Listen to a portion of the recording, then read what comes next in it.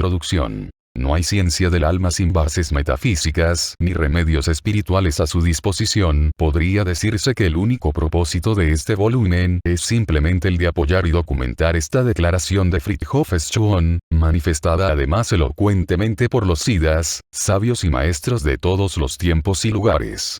En términos generales, nuestra ciencia actual del alma ha quedado reducida a algo tan insignificante como la reacción de unas ratas en laberintos de aprendizaje, el complejo individual de Edipo, o desarrollo elemental del ego, con cuya reducción no solo ha quedado cegada nuestra visión de las profundidades del alma, sino que ha contribuido a la destrucción de nuestra propia comprensión espiritual tradicional y a alinearla en monótona conformidad con la visión unidimensional del hombre. Se ha negado lo de arriba e ignorado lo de abajo, y se nos ha pedido que nos quedásemos en el centro, paralizados. A la espera quizá de averiguar lo que haría una rata en dicha situación o, a un nivel ligeramente más profundo, en busca de inspiración en los remanentes del ello. Sin embargo, aunque parezca extraño, no tengo nada que objetar en cuanto al estado particular de nuestra ciencia del alma, sino solo en cuanto a la monopolización del alma por parte de dicho estado. La tesis de este volumen es, básicamente, que la conciencia es pluridimensional, o que está aparentemente compuesta por muchos niveles. Que cada escuela importante de psicología, psicoterapia y religión se centra en un nivel distinto. Que dichas escuelas, por consiguiente, no son contradictorias sino complementarias, siendo cada enfoque más o menos correcto y válido, aplicado a su propio nivel. De este modo, se puede llevar a cabo una auténtica síntesis de los enfoques principales de la conciencia. Síntesis, y no eclecticismo, que evalúe por un igual las introspecciones de Freud, Jung, Maslow, May, Bem y otros destacados psicólogos, así como las de los grandes sabios espirituales desde Buda hasta Krishnamurti. Esto coloca, como Schuon destacaría, las raíces de la psicología en el fértil terreno de la metafísica, pero sin perjudicar en modo alguno sus ramas.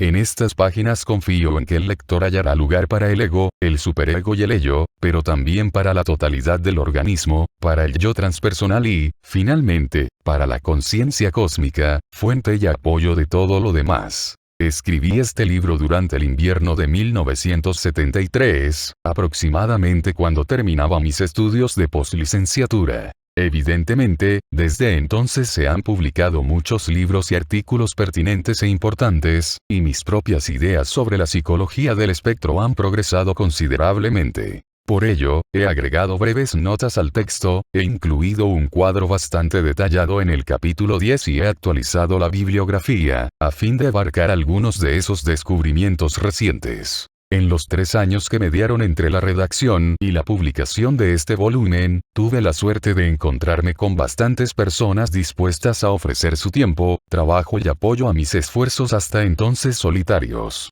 Los más destacados fueron Jim Fadiman y John White, a quienes acudí en diciembre de 1973 con el manuscrito.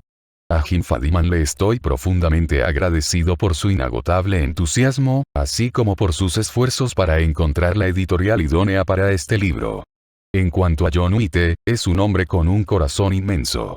De no haber sido por su persistencia, así como sus esfuerzos inagotables y siempre entusiastas en mi nombre, esta obra no habría llegado a publicarse. Dedico el espectro de la conciencia con cariño y amor a John, que tiene corazón de Fugen. A Don Bergist, Vince Lacoco y Lou Gilbert, mi profundo agradecimiento por sus especiales favores.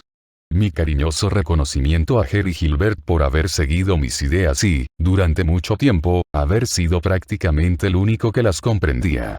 Les doy también las gracias a mis padres, Ken y Lucky, por ayudarme en tantos sentidos y, sobre todo, por haber logrado silenciar su incredulidad respecto al tema elegido, logro magnífico y que no debe ser subestimado por parte de 2 personas que a lo largo de los años habían creído que el budismo era tan molesto como una irritación de la piel y una afrenta a sus propias creencias, pero que ahora contemplan la perspectiva de dedicarse a la meditación trascendental. A Huston Smith, mi profundo aprecio por una carta sumamente útil y benévola.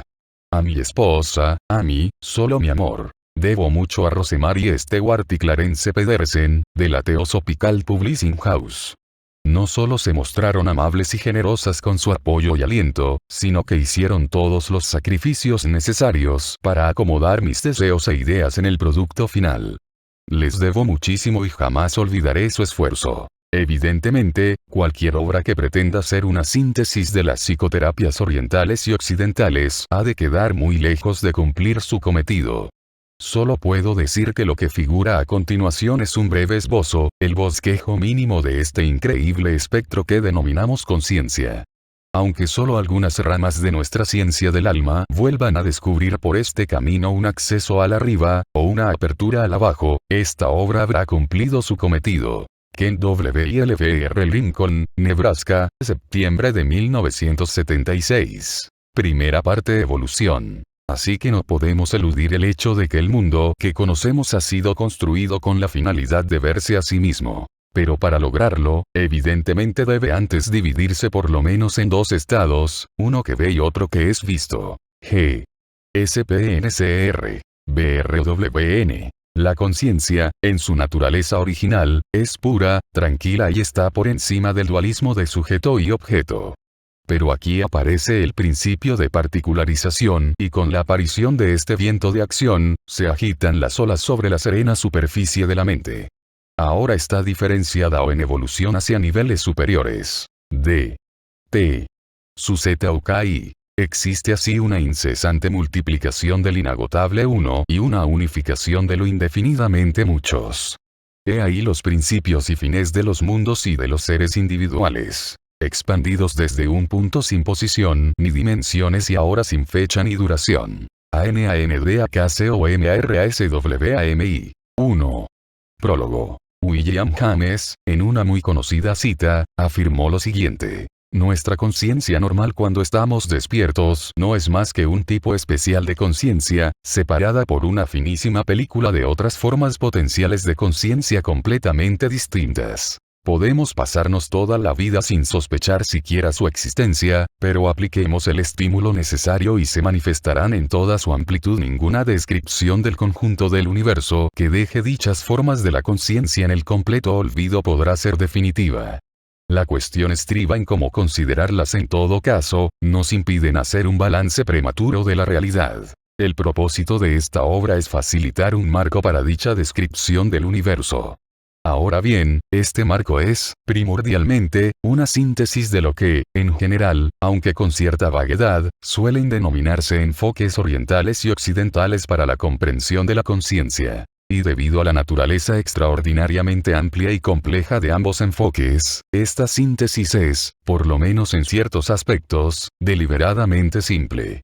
Puede que una analogía física contribuya a aclarar este enfoque. Nuestro ambiente está saturado de diversas formas de radiación. Además de la luz común, visible, de varios colores, existen los rayos X, los rayos gamma, los rayos térmicos infrarrojos, la luz ultravioleta, la radiofrecuencia y los rayos cósmicos. A excepción de la luz visible, la existencia de las demás radiaciones era desconocida hasta hace unos 200 años, cuando William Herschel inició la exploración de dichas radiaciones, después de demostrar la existencia de la radiación térmica conocida actualmente como infrarroja, utilizando tan solo unos termómetros con la cubeta oscurecida en distintas bandas de la gama solar.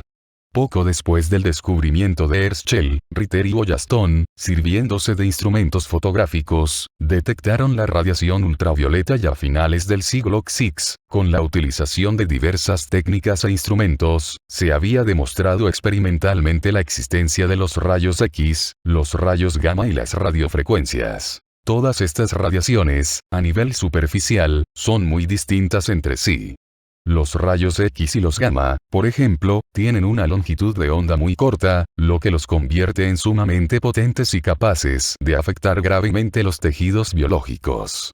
La luz visible, por otra parte, es de una longitud de onda muy superior, mucho menos potente y por consiguiente es excepcional que cause daño alguno al tejido biológico. Desde este punto de vista, son realmente distintos. Como ejemplo adicional, tengamos en cuenta que los rayos cósmicos tienen una longitud de onda inferior a 1/1000 de pulgada, mientras que ciertas radiofrecuencias tienen una longitud de onda de más de 1,5 kilómetros. ¿Qué duda cabe de que estos fenómenos, a primera vista, parecen radicalmente distintos? Sin embargo, curiosamente, todas estas radiaciones se consideran en la actualidad como formas diversas de una onda electromagnética esencialmente característica, ya que todos estos rayos aparentemente distintos comparten una amplia gama de propiedades en común. En el vacío se desplazan todos a la velocidad de la luz. Están todos compuestos de vectores eléctricos y magnéticos perpendiculares entre sí. Son todos ellos cuantificables en forma de fotones, etc. Dado que, a este nivel tan simple, dichas formas de radiación electromagnética son fundamentalmente tan semejantes, en la actualidad se las suele considerar como componentes de una sola gama. Es decir, que se habla de los rayos X, la luz visible, las radiofrecuencias, la radiación infrarroja y la ultravioleta como distintas bandas de un mismo espectro, al igual que las diferentes bandas de color del arco iris constituyen la gama visible. Así pues, una serie de fenómenos que antes se consideraban completamente independientes, se interpretan ahora como variaciones de un mismo fenómeno básico, y así, los primeros científicos, debido a los distintos instrumentos que utilizaban, se limitaron a conectar con distintas frecuencias o niveles de vibración del espectro, inconscientes de que estaban todos ellos estudiando el mismo proceso básico. La radiación electromagnética consiste, por consiguiente, en una gama de ondas de energía de distinta longitud, frecuencia y energía, que oscilan entre los finísimos y sumamente penetrantes rayos cósmicos, y las radiofrecuencias de mayor densidad y menor energía. Comparemos ahora esto con la descripción del Lama Govinda de la visión del budismo tibetano de la conciencia. Al hablar de los distintos tonos, bandas o niveles que componen la conciencia, Govinda afirma que dichos niveles no constituyen capas independientes, sino que su naturaleza es más bien la de unas formas de energía mutuamente penetrantes, desde la radiante conciencia luminosa más sutil y que todo lo impregna, hasta la forma más densa de conciencia materializada, que se manifiesta en nuestro cuerpo físico y visible. En otras palabras, esta descripción de la conciencia es muy semejante a la del espectro electromagnético y diversos investigadores occidentales, inspirados precisamente por descripciones como la anterior, han sugerido que podría ser provechoso considerar la conciencia como espectro. Si consideramos la conciencia como un espectro, cabe esperar que distintos investigadores, en particular los comúnmente denominados orientales y occidentales, debido a la diversidad de instrumentos lingüísticos, metodológicos y lógicos utilizados por los mismos, conecten con distintas bandas o niveles de vibración del espectro de la conciencia, al igual que los primeros científicos que estudiaron la radiación conectaron con distintas bandas de la gama electromagnética. También cabe suponer que los investigadores, tanto orientales como occidentales, no son conscientes de que conectan con distintas bandas o niveles del mismo espectro, por lo que la comunicación entre ellos llega a ser particularmente difícil y ocasionalmente hostil. Cada investigador puede estar en lo cierto cuando habla de su propio nivel y, por consiguiente, todos los demás investigadores conectados a distintos niveles pueden parecer completamente equivocados. La controversia no se resolvería consiguiendo que todos los investigadores se pusieran de acuerdo entre sí, sino si se dieran cuenta de que todos hablan de un mismo espectro visto desde distintos niveles. Esto equivaldría casi a una discusión entre la señora Curie y William Herschel sobre la naturaleza de la radiación, en el caso de que ninguno de ellos comprendiera que se trataba de un espectro. La señora Curie, que trabajaba exclusivamente con rayos gamma, afirmaría que la radiación afecta las placas fotográficas, que es extremadamente poderosa y que puede dañar gravemente los organismos, mientras que William Herschel, cuyo trabajo se limitaba a los rayos infrarrojos, no estaría de acuerdo con ninguna de dichas afirmaciones. Evidentemente, ambos estarían en lo cierto, puesto que trabajaban en distintas bandas del espectro, y al darse cuenta de ello cesaría la discusión y se comprendería el fenómeno de la radiación mediante una síntesis de toda la información adquirida en cada uno de los niveles, que es exactamente como lo interpretan los físicos en la actualidad. Nuestra expectativa de que, si la conciencia es un espectro, entonces la comunicación entre los investigadores orientales y occidentales sería difícil, debido a que unos y otros trabajan en un nivel vibratorio distinto, es exactamente lo que ocurre en la actualidad. A pesar de que hay numerosas e importantes excepciones, el consenso general de la comunidad científica occidental es que la mente oriental es regresiva, primitiva, o en el mejor de los casos simplemente débil, a lo que el filósofo oriental probablemente respondería que el materialismo científico occidental representa la forma más vasta de ilusión, ignorancia y carencia espiritual. Por ejemplo, Franz Alexander, en representación de una rama de la civilización occidental llamada psicoanálisis, afirma que las evidentes similitudes entre las regresiones esquizofrénicas y la práctica del yoga y del zen, simplemente indican que la tendencia general de las culturas orientales es la de retraerse hacia el interior de uno mismo, ante una realidad social y física abrumadoramente difícil. 2D Suzuki, en representación del enfoque oriental, afirma a guisa de respuesta que el conocimiento científico del sí mismo no es auténtico conocimiento, el conocimiento del sí mismo solo es posible cuando se dan por terminados los estudios científicos, y el científico abandona sus artefactos de experimentación y se confiesa incapaz de proseguir con sus investigaciones.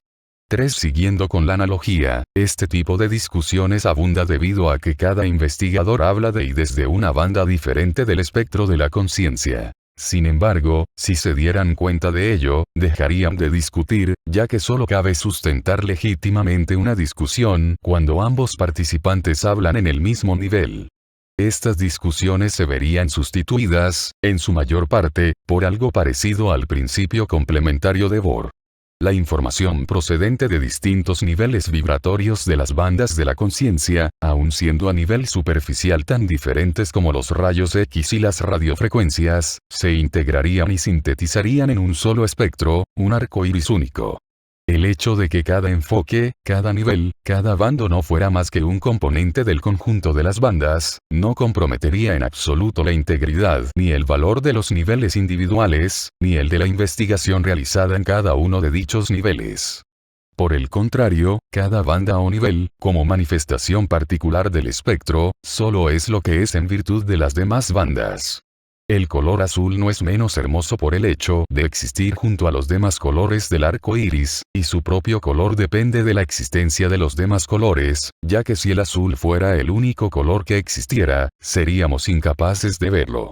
En una síntesis de este género, ningún enfoque, oriental u occidental, tendría nada que perder, sino que todos ellos se incluirían en un contexto universal. A lo largo de este libro, cuando se habla de la conciencia como espectro, o como conjunto de numerosas bandas o niveles de vibración, trata de algo estrictamente metafórico.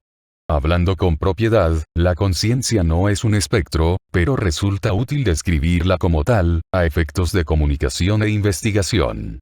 Dicho de otro modo, lo que hacemos es crear un modelo, en el sentido científico de la palabra, semejante al modelo de Michaelis-Menten de la cinética de las enzimas, el modelo octovalente del núcleo atómico, o el modelo de excitación visual basado en la fotoisomerización de la rodopsina. Para completar esta introducción al espectro de la conciencia, solo falta una breve identificación de los niveles básicos de la conciencia de los que se ocupará esta síntesis. Entre la infinidad de niveles posibles que nos ofrecen las revelaciones del psicoanálisis, el budismo yogacara, el análisis junguiano, el hinduismo vedanta, la terapia gestalt, el vajrayana, la psicosíntesis y demás escuelas, se han seleccionado 3 bandas principales, y 4 menores que se describirán más adelante, por su simplicidad y su fácil identificación. He aquí la denominación de dichos niveles. 1. Nivel del ego. 2. Nivel existencial y 3. Nivel de la mente.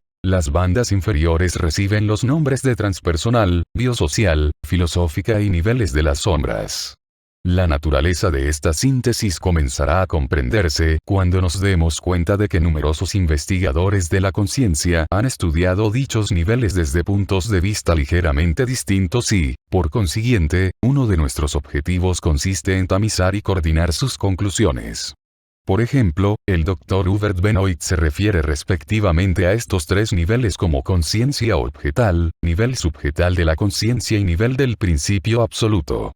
Wei Wei los denomina nivel del objeto, del pseudo-sujeto y del sujeto absoluto. En el budismo yogacara reciben los nombres de Mano Vijnana, Manas y Alaya. De estos niveles también se han ocupado otros célebres investigadores como William James, D.T. Suzuki, Stanislav Grof, Roland Fischer, Cary Jun, Gurdjieff, Shankara, Assagioli, John Leary, Edward Carpenter y Buke, entre muchos otros. También es de un interés especial para nosotros el hecho de que numerosos psicólogos, aun sin proponérselo deliberadamente, hayan limitado sus investigaciones a uno de dichos niveles principales. Sus conclusiones son de una importancia enorme para clarificar y caracterizar cada nivel individual. Las más importantes en este sentido son la escuela del psicoanálisis, la psicología existencial, la terapia gestalt, el conductismo, la terapia racional, la psicología social y el análisis transaccional. En otras palabras, lo que comenzará a emerger de nuestro estudio del espectro de la conciencia no será solo una síntesis de los enfoques de la psicología y psicoterapia orientales y occidentales, sino también una síntesis y una integración de los principales enfoques de la psicología y psicoterapia occidentales. A estas alturas, sin entrar en detalles y sin revelar todavía el secreto, digamos tan solo que las distintas escuelas de psicología occidentales, como la freudiana, la existencial y la junguiana, se concentran en general en distintos niveles del espectro de la conciencia, y por consiguiente pueden integrarse a su vez en una psicología espectral auténticamente abarcadora. A mi entender, la razón principal de que en Occidente existan 4 o 5 diferentes escuelas importantes de psicología y psicoterapia, se debe a que cada una de ellas se ha concentrado en una banda o nivel principal del espectro, a saber, la sombra, el ego, el nivel biosocial y el existencial.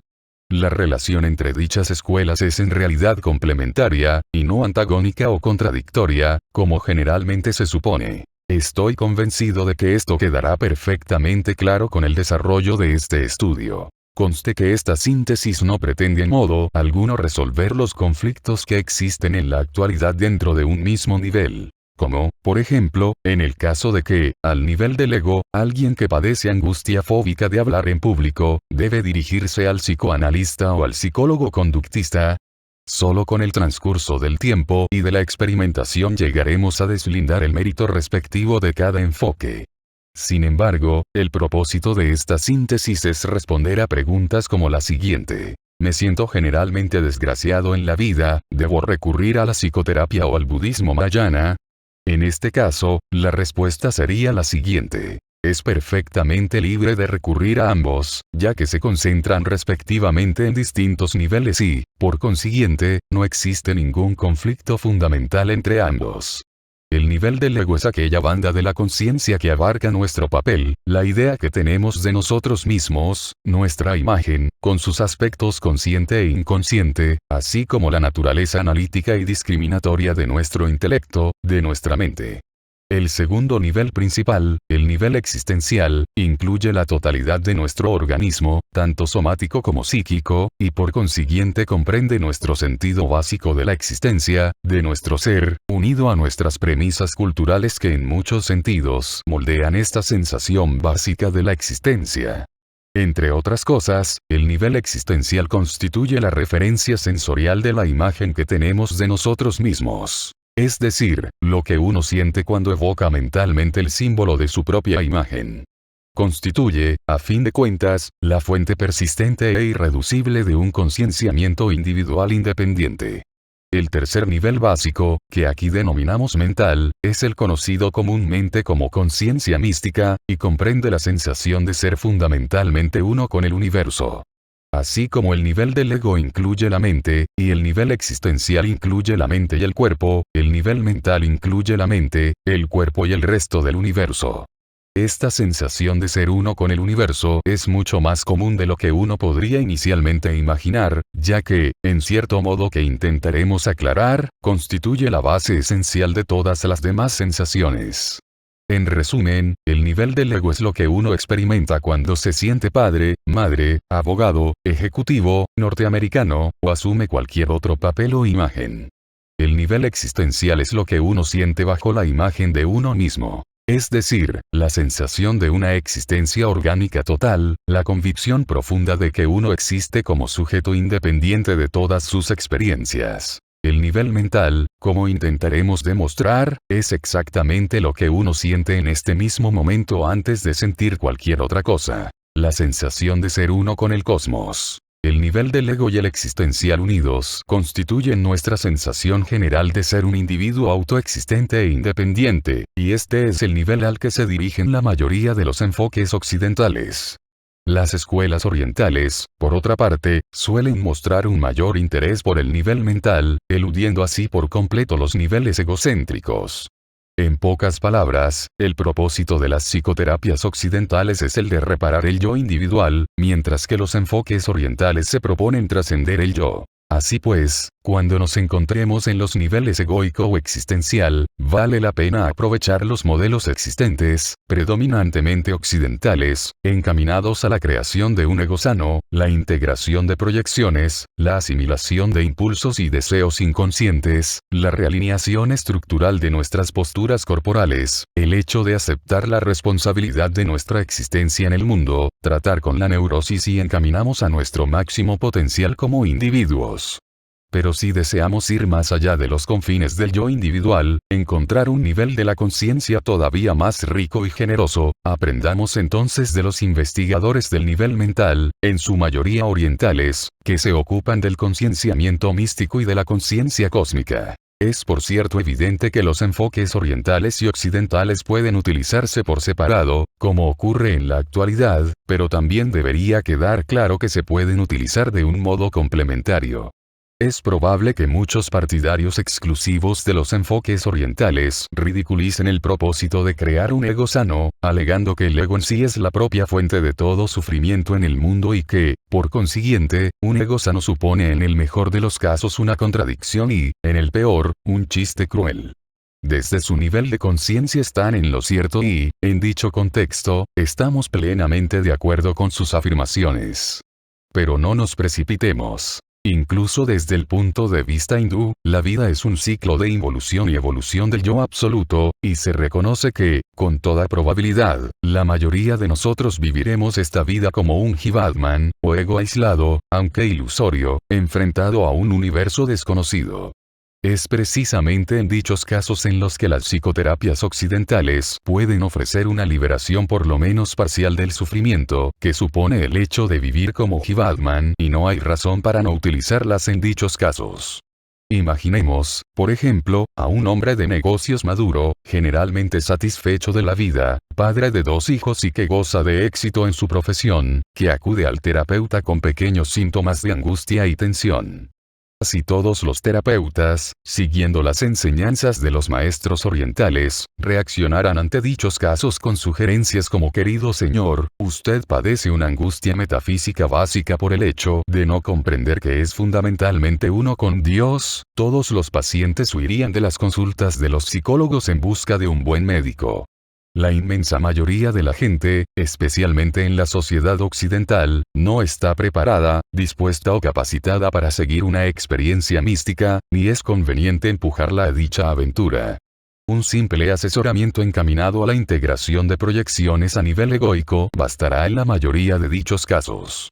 Así pues, los enfoques occidentales de la psicología egoica son perfectamente legítimos en dichos niveles. Sin embargo, si a lo que el Jivatman aspira es a la liberación, es decir, una comprensión del nivel mental, los enfoques occidentales podrán utilizarse como preparación preliminar o como ayuda complementaria, ya que todo método encaminado a un estado de relajamiento y a la reducción de la tensión favorece la experiencia mística. Por consiguiente, a guisa de conclusión general, cabe afirmar que, para aquellos que sigan un enfoque oriental encaminado al nivel mental, los métodos occidentales de normalización de los niveles egoico y existencial pueden ser de gran utilidad, ya que la reducción de la tensión intrínseca del ego parece facilitar su trascendencia. Con esta intención, por ejemplo, el difunto maestro del Zen, Suzuki, del San Francisco Zen Center, patrocinaba seminarios de concienciamiento sensorial, mientras Kenny Nichols, del Canadian Institute of Pain, utilizan grupos de encuentro y psicoanálisis para ayudar a alcanzar un concienciamiento místico. En el último medio siglo han aparecido numerosos libros y artículos defendiendo los enfoques orientales y occidentales del estudio de la conciencia, pero, salvo contadas excepciones, los autores de dichas obras son partidarios de uno u otro enfoque y, a pesar de la enorme contribución de estos escritores, acaban invariablemente denunciando, con o sin sutileza, el enfoque alternativo como erróneo o simplemente absurdo. Ya hemos sugerido que dicho problema, el de decidir cuál es el mejor enfoque, es un problema falso, ya que cada enfoque se ocupa de un nivel distinto de la conciencia. Otra forma de demostrarlo consiste en aclarar que los enfoques oriental y occidental, si no en teoría sí por lo menos en la práctica, ni siquiera se proponen las mismas metas, por lo que insistir en que compitan el uno con el otro equivale a plantear una carrera en la que la meta de un participante es completamente distinta de la del otro. El objetivo que afirman proponerse diversos enfoques occidentales es el de reforzar el ego, la integración del yo, la corrección de la imagen de uno mismo, la adquisición de seguridad en sí mismo, el establecimiento de metas realistas, etc. No se comprometen a librarle a uno por completo de todos los sufrimientos de la vida, ni a eliminar totalmente los síntomas perturbadores. En su lugar ofrecen, y hasta cierto punto consiguen, una reducción de las neurosis normales propias del ego. No cabe duda de que, hasta cierto punto, los objetivos de los enfoques orientales y occidentales coinciden, ya que siempre existe un margen de superposición entre las distintas bandas de cualquier espectro. Pero el objetivo primordial de los enfoques orientales no es el de reforzar el ego, sino el de trascenderlo de un modo total y completo, para alcanzar el moksha, liberación, el ti, virtud de lo absoluto, y el satori, iluminación. Estos enfoques pretenden conectar con un nivel de la conciencia que ofrece una libertad total y la liberación completa de la raíz de todo sufrimiento, que elimina las cuestiones más intrigantes sobre la naturaleza de la realidad, y que pone fin a nuestra búsqueda inquieta y angustiosa de un remanso de paz.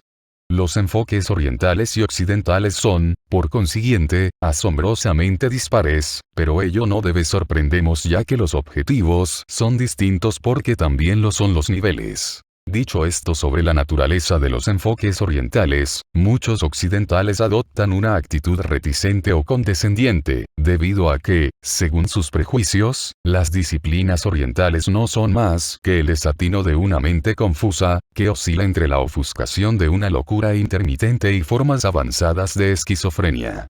Se trata de occidentales anclados en el nivel egoico, que en lugar de interesarse sinceramente por cualquier desviación del mismo lo miran con suspicacia, y a muchos de los cuales se les considera incluso como autoridades en la naturaleza del reino de la conciencia en su conjunto. Pero qué duda cabe de que las únicas autoridades auténticas, verosímiles y científicamente fiables son los concienzudos investigadores con experiencia de todos los niveles de la conciencia, incluidos el de ser un ego y el de trascenderlo. Si buscamos su orientación en cuanto a la naturaleza de la mente, el concienciamiento místico y la trascendencia del ego, sus opiniones son universales y unánimes. Trascender el ego no es una aberración mental ni una alucinación psicótica, sino un estado nivel de la conciencia infinitamente más valioso, natural y satisfactorio de lo que el ego es capaz de imaginar en sus mayores arrebatos de fantasía. Así pues, nos encontramos ante dos opciones en cuanto al enjuiciamiento de la cordura, o de la realidad, o del nivel deseable de la mente, o del concienciamiento místico. Podemos creer en quienes lo han experimentado, o proponemos experimentarlo por nosotros mismos, pero si no somos capaces de hacer lo uno ni lo otro, lo más sensato es no formular ningún juicio prematuro. Además, las disciplinas orientales como el Vedanta o el Zen no son teorías, filosofías, psicologías ni religiones, sino primordialmente un conjunto de experimentos, en el sentido más rigurosamente científico de la palabra. Contienen una serie de normas o preceptos que, debidamente ejecutados, conducen al descubrimiento del nivel mental. El hecho de negarse a examinar los resultados de dichos experimentos científicos, porque a uno le desagrade la forma en que se obtienen los datos, constituye en sí una actitud sumamente anticientífica. En palabras de Ananda Coomaraswamy, Sería anticientífico afirmar que dichos logros son imposibles, a no ser que uno lo haya experimentado según disciplinas prescritas y perfectamente inteligibles que esto sea cierto, es decir, que la mente exista o que el concienciamiento místico sea posible, no puede demostrarse en el aula, donde solo se trata con cantidades tangibles. No obstante, sería anticientífico negar una presuposición para la que una prueba experimental sea posible. En el caso presente existe un camino, es decir, un experimento, prescrito para quienes estén dispuestos a seguirlo. ¿En qué consiste dicho camino? Lo veremos a continuación. Es importante tener en cuenta que cuando hablamos de la mente, de lo absoluto, o del concienciamiento místico, no lo hacemos desde un punto de vista puramente especulativo, sino que nos limitamos a presentar datos obtenidos experimentalmente, y el científico que los ridiculice sin haber realizado personalmente el experimento no es más que un simple aficionado, un científico en el sentido más limitado y empobrecido de la palabra. Esto, evidentemente, no invalida las contribuciones realizadas por investigadores especializados en un solo nivel y que puede que jamás hayan oído hablar del nivel mental, ni mucho menos intentado alcanzarlo, pero cuyas introspecciones en su propio nivel son de un valor incalculable. Sin embargo, esto sugiere que el investigador que, consciente de un solo nivel, niegue la existencia de los demás, es como la cola que negara la existencia del perro. A juzgar por la corriente general de mi educación, afirma William James, estoy convencido de que el mundo de nuestra conciencia actual no es más que uno de los muchos mundos de la conciencia que existen, y que todos los demás mundos deben contener experiencias que también son significativas para nuestra vida. Y que a pesar de que dichas experiencias sean en general discretas, al igual que las de este mundo, en ciertos puntos existe una continuidad entre ambas y reciben la influencia de energías superiores.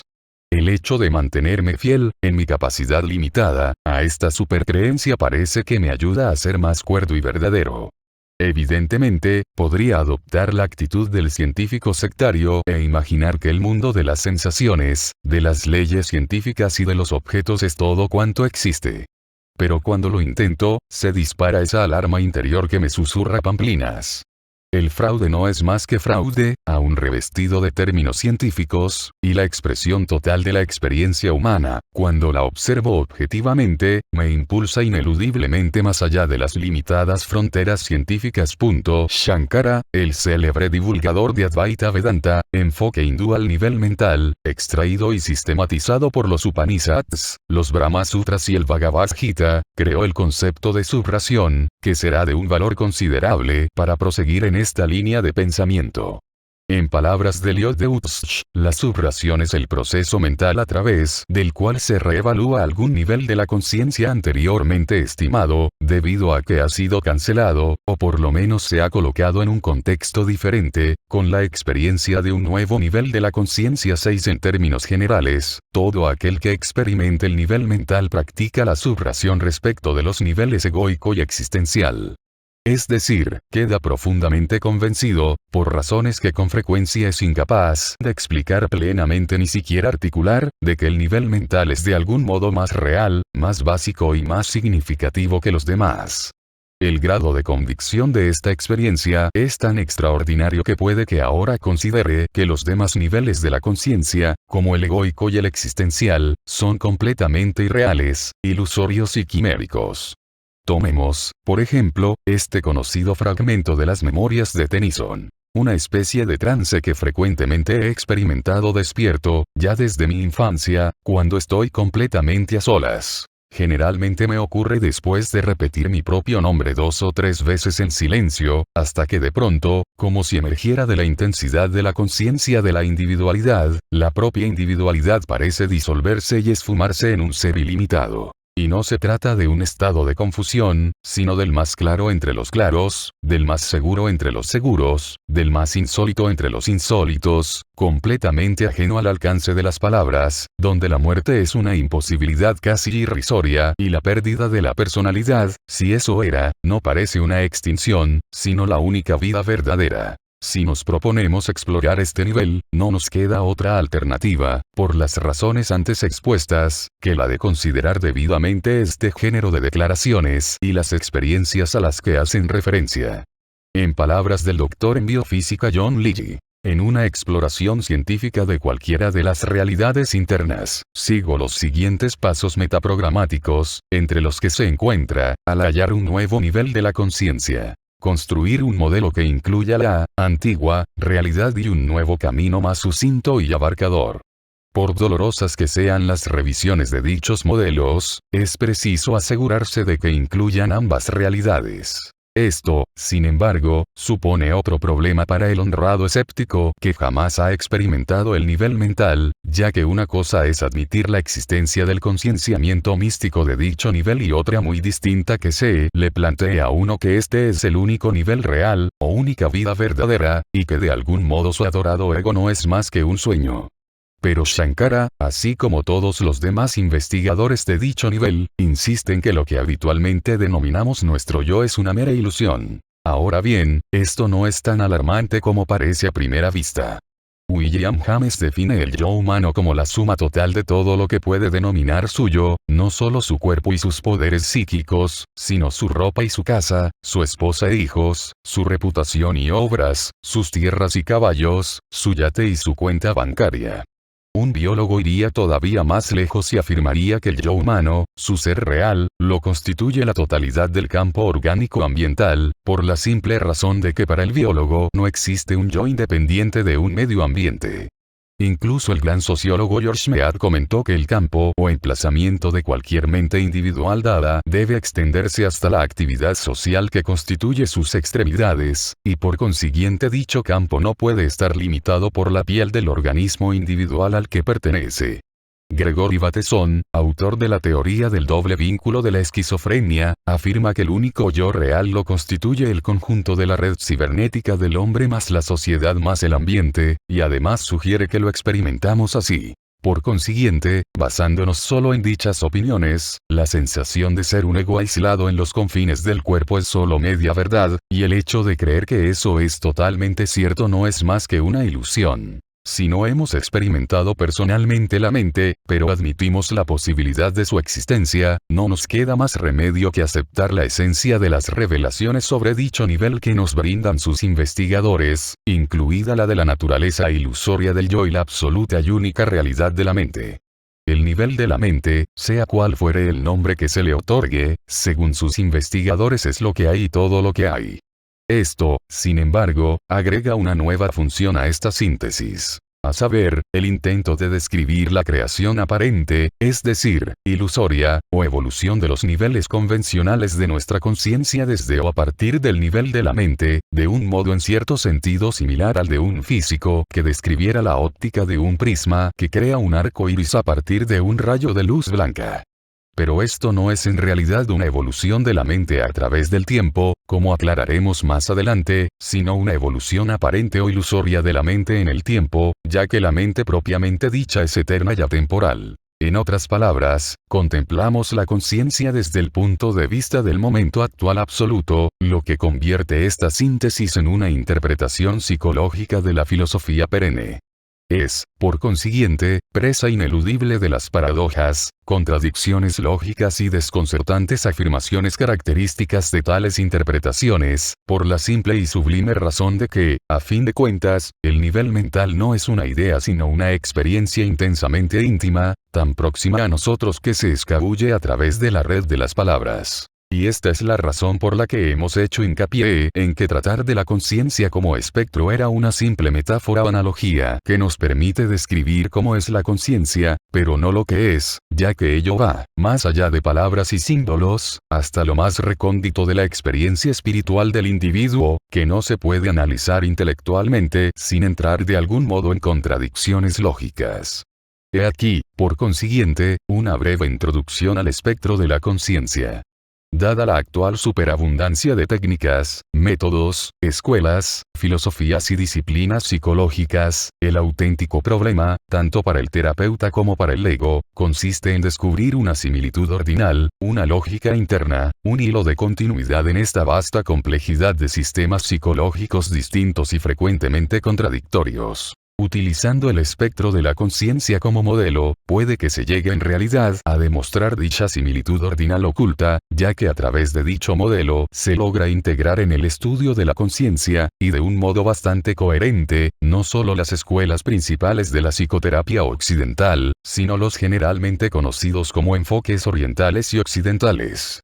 En realidad, la misma existencia de una gran diversidad de sistemas y disciplinas psicológicas sugiere, más que una diferencia interna en cuanto a metodología, la verdadera diferencia de los niveles de la conciencia a los que las diversas escuelas se han adaptado.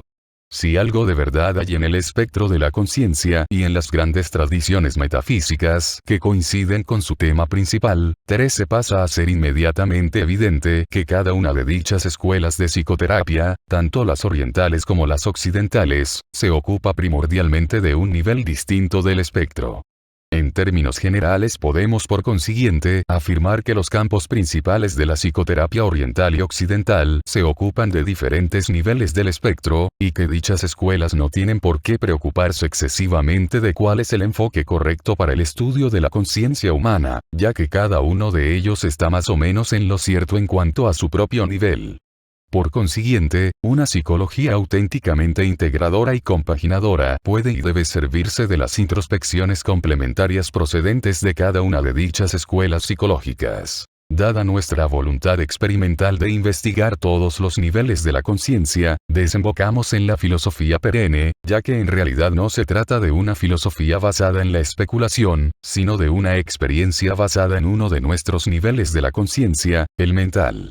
A decir verdad, estas consideraciones me han inducido recientemente a sugerir la acuñación psicológica perenne, aplicada a dicha introspección universal y unánime, de la misma naturaleza y esencia de la conciencia. En todo caso, siguiendo dicha psicología perenne, es inevitable considerar el yo individual, en cierto sentido, como una ilusión y su mundo como un sueño. No obstante, con esto no se menosprecian en absoluto los enfoques occidentales, ya que, aunque las disciplinas orientales puedan despertarnos de dicho sueño, las occidentales pueden evitar, entre tanto, que el sueño se convierta en una pesadilla. Aprovechemos ambas.